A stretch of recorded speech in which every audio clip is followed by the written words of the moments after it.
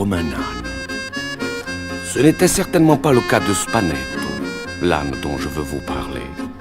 Dans le village, on le considérait comme une sorte de personnage. Et il était véritablement tel, puisqu'à sa mort, on lui fit des funérailles dignes d'un conseiller général.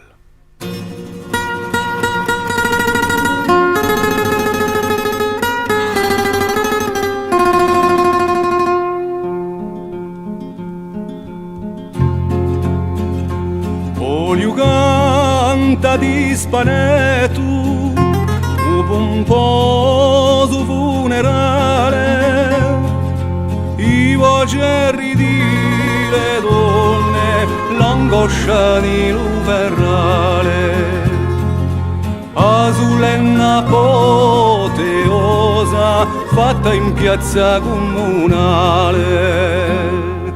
Din donano le campane, cumbia la resurrezione, 1000 colpi di fucile, 100 colpi di cannone, alto annunziano l'arrivo del cortegio e del campione.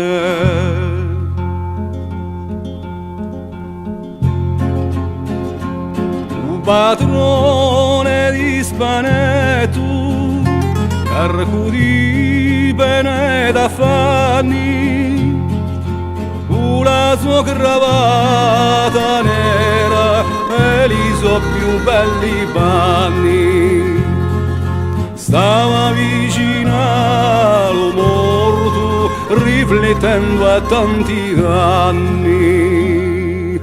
4 giovani vestuti alla moda parigina, in cravatta bianca e guanti, cappelli alta e flacchina, questi ripresenteranno a famiglia summerina.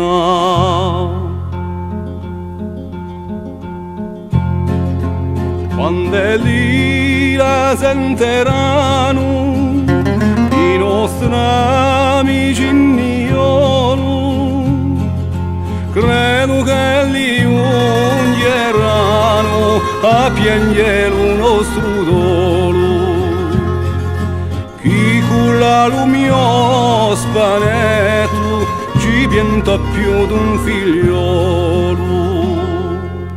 Era bello e tintinante quando merchiava lo basso, quando merchiava lo trotto, faceva molto fracasso, ma lo portava sempre da Pilato a Caifaso.